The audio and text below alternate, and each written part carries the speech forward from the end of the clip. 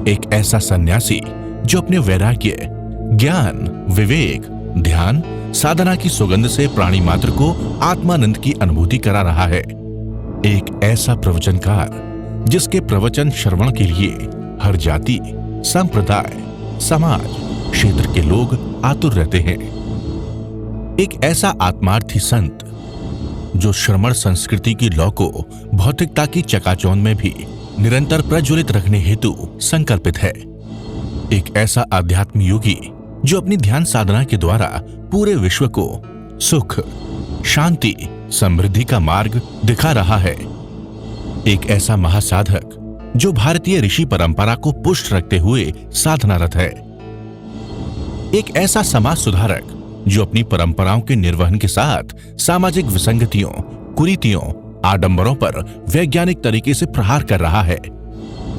ऐसे महान व्यक्तित्व का नाम है आचार्य सम्राट पूज्य श्री शिव मुनि जी महाराज साहेब।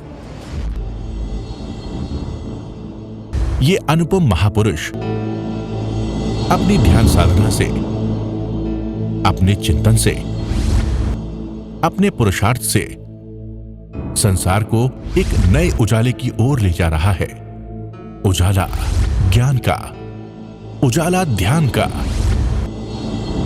उजाला उच्चतम शिखर पर जाने का। देखूं साईं, मैं तो शिव में देखूं साईं, शिव में देखूं साईं, मैं तो शिव में देखूं साईं।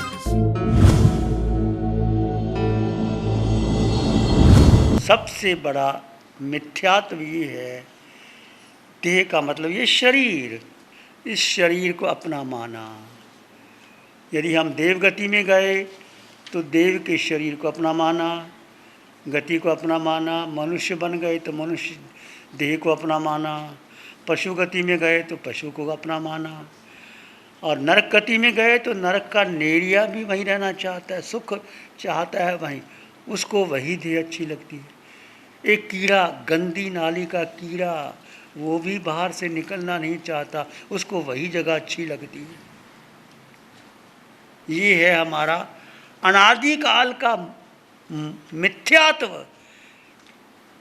कि जो शरीर मिला उस शरीर को अपना मान करके जन्म जन्म जन्म जन्म गवा दिए। अब सत्य को पाना है तो उससे बाहर निकलिए कि कैसे मैं सत्य को प्राप्त कर सकता हूँ। क्या है सत्य?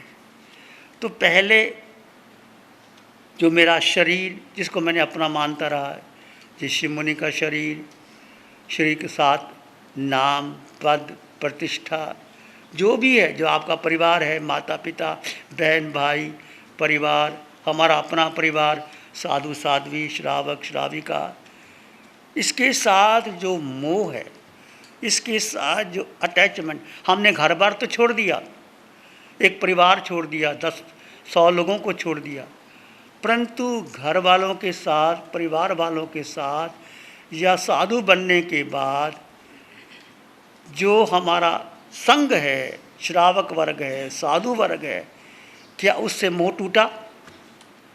यदि उसके प्रति मोह है तो ये भी सारा संसार है, आपका संसार, घर का, हमारा संसार, ये मेरा शिष्य है, मेरा परिवार, मेरा गुरु, मेरी संस्था, यदि हम उसमें अटके हुए हैं तो हमारा भी फिर परिवार हुआ। तो मैं और मेरे का भाव सबसे बड़ा मिथ्यात्व और मोह, अज्ञान, इस कारण हम 4 गति 84 लाख जीवा योनियों में भ्रमण कर रहे हैं। इसको जब तक आपको अपना शरीर अपना लगेगा, मेरा शरीर, मेरा नाम, मेरा पद, मेरा परिवार, मेरी पत्नी, मेरा घर, रहोगे घर में पर उसको अपना मानना, अपना जो मानोगे वहाँ बंधन ही बंधन है। तो सबसे पहले आप जानो कि आप है कौन, आपका दृष्टिकोण क्या है, आप किस लिए आए और करना क्या।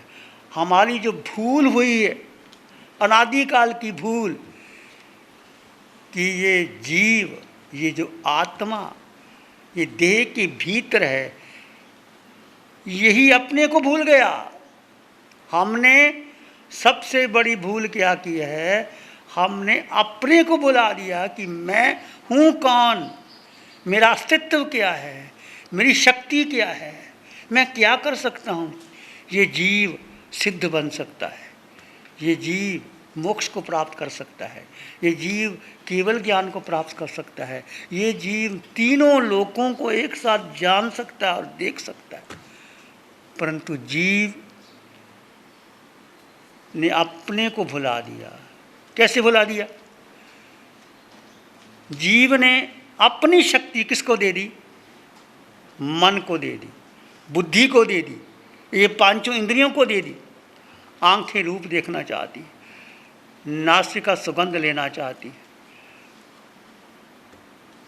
और कान शब्द सुनना चाहते हैं, जिह्वा रस लेना चाहती। ये पांचों इंद्रियों के 23 विषय, 240 विकार, और मन जो संकल्प विकल्प करता है, और बुद्धि जो निर्णय करती है, इससे ऊपर शक्तिशाली है जीव। परंतु जीव ने अपने को भुला करके सारी शक्ति किसको दे दी? मन को, बुद्धि को, इंद्रियों को, संकल्प विकल्प को, अपनेपन को, मेरे को दे दी। और जीव की शक्ति कमज़ोर हो गई, और मन की शक्ति बलवान हो गई, इंद्रियों की शक्ति बलवान हो गई, बुद्धि की शक्ति बलवान हो गई, और हम क्या हो गए? कमज़ोर हो गए। अब मूल बात क्या है कि जीव के पास अनंत शक्ति है, जीव के पास अनंत शक्ति है, परंतु उसने अपनी शक्ति दे दी। मन की शक्ति तुच्छ है, परंतु मन की शक्ति तुच्छ होते हुए भी मन बलवान बन गया। आज देखो हम किसके पीछे लगते हैं? मन के पीछे। मन जो चाहे हमसे करवा लेते। मन कहते हैं घर का भोजन अच्छा नहीं, बाहर चलो, हम बाहर चले जाते। मन कहते हैं ये कपड़े अच्छे नहीं, नए कपड़े सिलाओ। मन कहते हैं इस घर में नहीं, नया घर बनाओ। मन कहते हैं ये इंडिया ठीक नहीं है, विदेश से घूम के आओ। मन कहता है घर में बैठे बैठे हो गए, तो मित्रों के साथ सैर करते हैं, बाहर जाते। ये कौन चलाता है हमें? मन चलाता है, और बुद्धि निर्णय ले लेती, ठाप ले। हम वैसा चलते। हम जीवन में देखो 24 घंटे में जितना आपका जीवन में, क्या हम अपने शक्ति के अनुसार चल रहे हैं, या मन चला रहा है, या बुद्धि चला रही है, या हमारी इंद्रियां घुमा रही?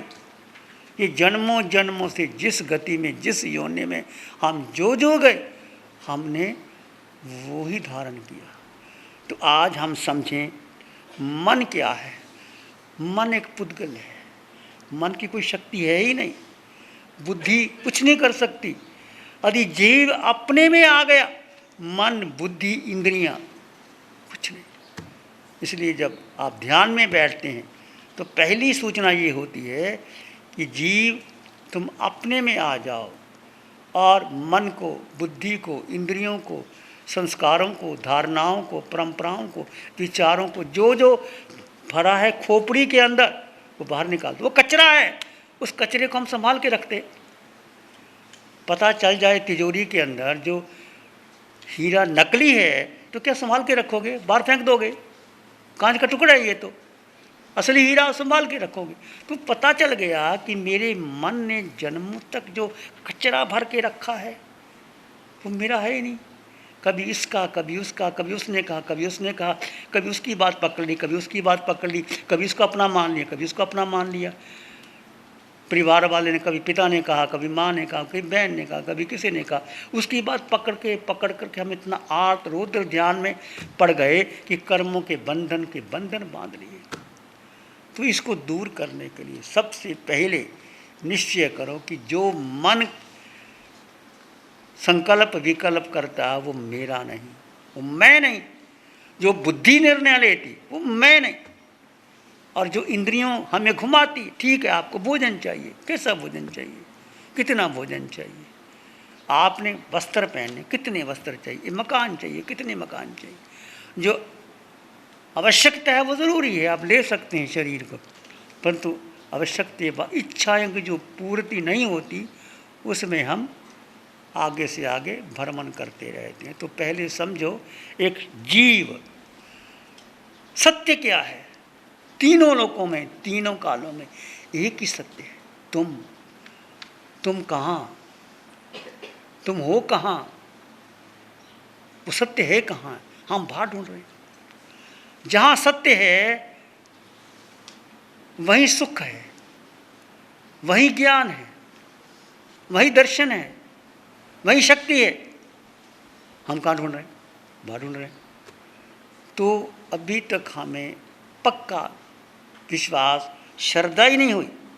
सत्य कहो, सम्यक दर्शन कहो, सत्य की प्राप्ति कहो, अलग अलग चर्चा होगी इसके ऊपर। अब सत्य क्या है? सत्य तुम्हारे पास था, है, रहेगा।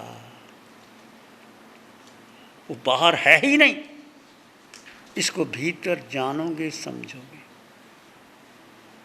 आत्मा की चर्चा करना अलग बात है, आत्मा का उपदेश देना अलग बात है, आत्मा के बारे में लिखना अलग बात है, आत्मा के बारे में शास्त्र पढ़ लेना अलग बात है, आत्मा के बारे में लंबे लंबे उपदेश दे करके किताबें लिख देना, शास्त्र पढ़ लेना, चर्चा कर लेना अलग बात है। इससे आत्मा का कोई संबंध नहीं। कब संबंध है आत्मा का? जब आत्मा अपने स्वभाव में आकर के उस आत्मा का स्वयं संवेदन अनुभव होता है आपको। जो अनुभव हो आत्मा का निज गुण है, उसको जानो, उसको पहचानो। तो चर्चा तो मैंने आपने बहुत बार की। भगवान के समोसरण में गए, भगवान स्वयं कहते हैं आप समोसरण में आए, हमने आपको देशना दी, बोध करवाया। सभी तीर्थंकर भगवान, सबकी वाणी एक, इस धम्मो सनातनो, सत्य एक है। ए जीवात्मा तो अपने को जान, अपने को पहचान। सब कुछ तेरे पास, तेरे भीतर है। पर हमारे भीतर जो असत्य का, जब मिथ्यात्व का, अज्ञान का इतना भारी ऊपर बोझ लगा होता है या पर्दा लगा होता है कि हम पहचान ही नहीं पाते। भगवान के समोसरण में आप भी गए होंगे, मैं भी गया, पर वो पहचाना नहीं, बोध नहीं हुआ। और अब यदि पंचम काल में आपने भगवान की वाणी सुनी, शिवर किए, सत्य का बोध आपको होता है, तो उसको जानिए, पहचानिए, उसका अनुभव कीजिए, आपका अपना अनुभव। मिश्री तुमने खाई नहीं, लोग 1000 बार कह दे मीठी होती, तो क्या फ़र्क पड़ता है? जब मिश्री की डली और नमक की डली पास पास में पड़ी है, दोनों दूर से लगता है कि मिश्री कौन सी है, नमक की डली भी वैसी और मिश्री की डली भी वैसी। परंतु जब आप स्वयं चख लेते हैं, खा लेते हैं, तो मिश्री मीठी लगती है, नमक कड़वा लगता है, नमक को दूर कर देते हो, मिश्री खा लेते हो। तो वो खाना का मतलब अनुभव करना, स्वयं संवेदन, आत्मा का स्वयं संवेदन अनुभव होना, वो है आत्मा की प्रतीति, आत्मा की रुचि, आत्मा में ठहरना और आत्मा में होना। तो उस आत्मा का अनुभव कैसे हो आपको, इस पर थोड़ा हम चर्चा करेंगे। आत्मा, भगवान महावीर से गंधर्व गौतम ने प्रश्न किया, प्रभु बहुत धर्म है, बहुत पुस्तकें हैं, बहुत धर्म गुरु हैं, कितने धर्म गुरु भारत में देखो, विश्व में देखो, बहुत धर्म गुरु, बहुत पुस्तकें हैं, बहुत पुस्तकों की चर्चाएं हैं, तो हम किसको अपना माने, किस गुरु के पास जाएं, कौन सी पुस्तक पढ़ें, कौन से स्थानक में बैठें कि जहां हमें सच्चा धर्म, शुद्ध धर्म मिले। तो भगवान महावीर ने नहीं कहा हे गौतम जो मैं कहता हूँ वो धर्म सच है, भगवान कभी स्वयं कहते नहीं। भगवान ने कहा हे गौतम, हे गौतम, किसी भी शास्त्र पढ़ने से पहले, किसी भी धर्म गुरु से जाने से पहले, किसी बोधि वचन को सुनने से पहले, किसी स्थानक में जाने से पहले तू पहले अपने मन को टटोल। तेरा हृदय शुद्ध है, निर्मल है, पवित्र है, ये निर्मल है, पवित्र है, शुद्ध है, तो कोई भी ग्रंथ पढ़ लेगा, किसी भी गुरु के पास चला जाएगा, कहीं भी बैठ जाएगा, तो धर्म की प्राप्ति हो जाएगी। कितना सुंदर भगवान महावीर ने 2600 वर्ष पहले उत्तर दिया। वो उत्तर आज भी मेरे लिए बहुत बहुत ग्रहणकारी है। तो हम कुछ भी पढ़ते हैं, सुनते हैं, लिखते हैं, ध्यान करते हैं, प्रवचन सुनते हैं, तो पहले अपने मन को टटोलो। मन में कहीं राग द्वेष तो नहीं, मोह तो नहीं, मिथ्यात्व तो नहीं, अज्ञान तो नहीं। मन उलझा हुआ है तो आप कुछ भी नहीं कर सकते। यदि मन